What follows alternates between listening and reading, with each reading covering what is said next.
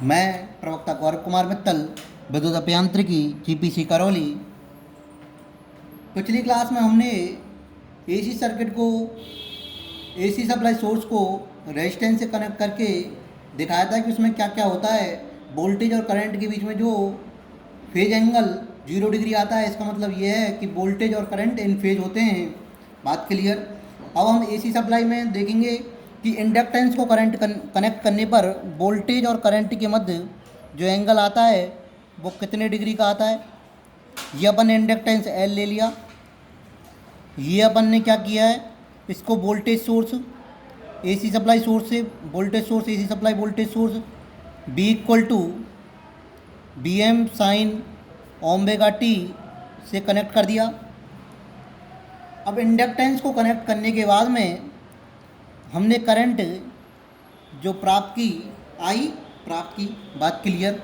एक inductance L जिसको AC supply source B equal to B M sine omega T से connect कर दिया, जिससे प्रवाहित धारा का मान आई है।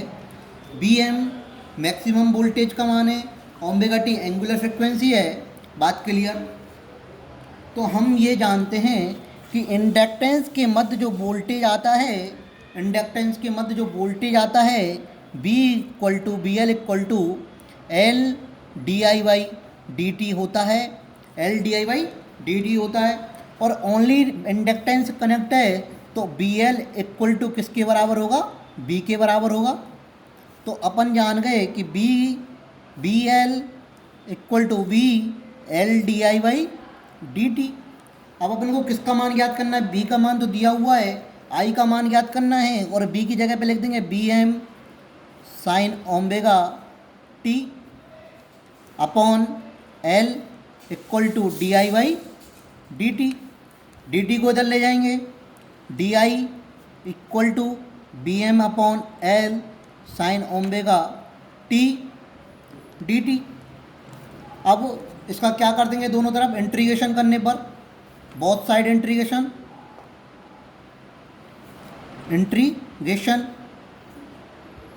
इंटीग्रेशन करने पर, तो इंटीग्रेशन करोगे d I equal to B M upon L sine omega T D t integration.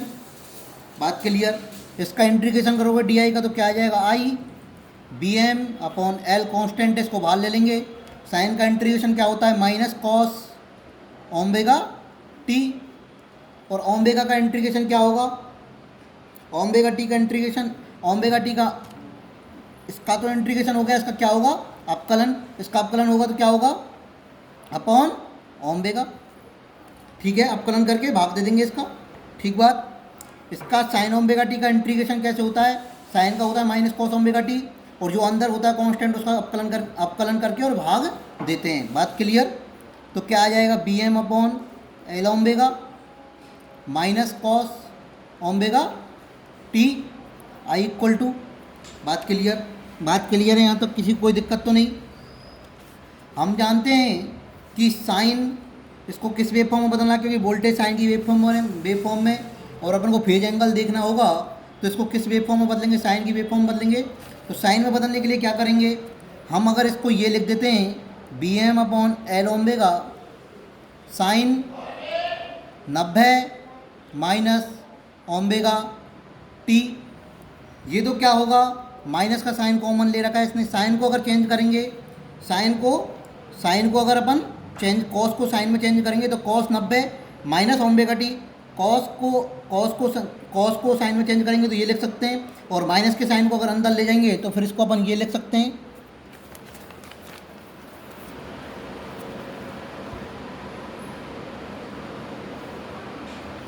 Minus के साइन को अंदर ले जाएंगे तो अपन क्या लिख सकते हैं, i equal to B M upon L omega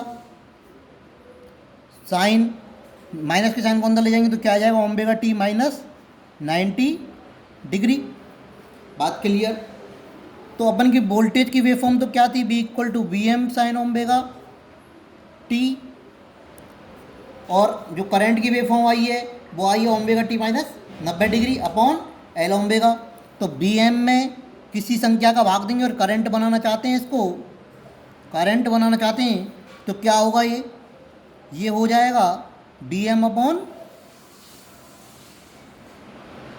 x XL XL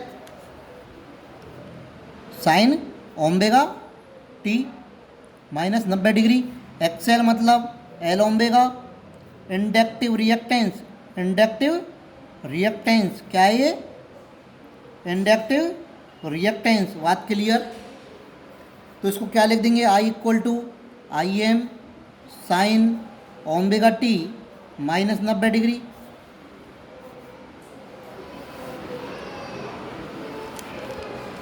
I equal to I am sine omega T minus 90 degree. Voltage और करंट के मध्य कितना एंगल है? 90 डिग्री का एंगल है। दोनों कितने डिग्री आगे पीछे हैं? 90 डिग्री आगे पीछे हैं। तो वोल्टेज करंट से अब कौन सा पीछे है? इसमें 90 डिग्री क्या 90 डिग्री जुड़ रहा है? नहीं, ना घट रहा है। इसमें 90 डिग्री क्या हो रहा है? घट रहा है। तो इसका मतलब ये है कि वोल्टेज वेवफॉर्म करंट वेवफॉर्म से 90 डिग्री आगे है, या फिर करंट वेवफॉर्म वोल्टेज वेवफॉर्म से 90 डिग्री पीछे है। आई बी से 90 डिग्री लैग करता है। किसमें? इंडक्टर में। बात क्लियर? बात क्लियर? अब इसका फेजर बनाएंगे अपन। फेजर कैसे बनाएंगे? अपन ने ले लिया current waveform I equal to I am sine omega T, current waveform ले ली। अब जो करंट वेवफॉर्म है वो वोल्टेज वेवफॉर्म से 90 डिग्री पीछे है। मतलब इसका मतलब ये है कि वोल्टेज वेवफॉर्म करंट वेवफॉर्म से कितने डिग्री आगे? 90 डिग्री आगे। तो अपन ने क्या ले लिया? बी वेवफॉर्म आ गई। इन दोनों के बीच में कितना एंगल है? 90 डिग्री एंगल है। ये इसका फेजर बन गया। करंट और वोल्टेज के बीच में कितना एंगल आ गया? 90 डिग्री। बात क्लियर? समझ में आई बात कि नहीं आई? बात समझ में आई? एक इंडक्टर को एसी सोर्स से कनेक्ट कर दिया। एसी सोर्स से कनेक्ट करने पर सप्लाई कितनी होगी? आई करंट फ्लो होगी। आई का मान निकालने के लिए अपन ने क्या किया? हम जानते हैं कि इंडक्टर के अक्रॉस वोल्टेज जो होता है B equal to L D I by D T होता है। अब आई का मान निकालना है तो दोनों तरफ इंटीग्रेशन करेंगे। डी टी को उधर ले जाएंगे, एल का भाग दे देंगे, बी की जगह पे B M sine omega T रख देंगे, उसका इंटीग्रेशन कर देंगे। उसके बाद आ जाएगा B M upon L omega minus cos omega T. Minus cos omega T को चेंज करेंगे, उसमें क्या आएगा? Sine omega T minus 90 degree. B M upon L omega sine omega T minus 90 degree. अब जो करंट वेवफॉर्म और voltage waveform के बीच में एंगल जनरेट हो गया है वो कितने डिग्री का हो गया? 90 डिग्री का। कितने डिग्री का जनरेट हो गया? 90 डिग्री का। इसे वो कहते हैं फेज डिफरेंस। करंट और वोल्टेज के बीच में कितना डिफरेंस है? 90 डिग्री का फेज डिफरेंस है। बात क्लियर? बात क्लियर? ये बहुत ही इंपॉर्टेंट है कि ये जानना। अब हम दूसरी चीज़ के बारे में याद करेंगे, पावर फैक्टर। किसके बारे में? Power factor. पावर फैक्टर हम जानते हैं क्या होता है? कॉस फाई क्या होता है? कॉस फाई क्या होता है? Cos phi. अब फाई जो एंगल होता है, फाई जो एंगल होता है, ये एंगल होता है वोल्टेज एंड करंट के मध्य एंगल। वोल्टेज और करंट के मध्य कितना एंगल है? 90 डिग्री है। कितना है? 90 डिग्री है। बात क्लियर? वोल्टेज और करंट के मध्य कितना डिग्री एंगल है? 90 डिग्री। तो कॉस फाई, कॉस 90 लिख देंगे। कॉस 90 का मान कितना हो गया? कॉस 90 का मान क्या होता है? 0। क्या होता है? 0। तो पावर फैक्टर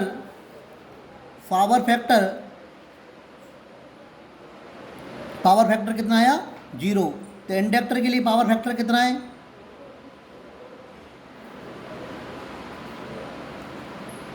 पावर फैक्टर कितना आया? 0। बात क्लियर? बात क्लियर है? Thank you.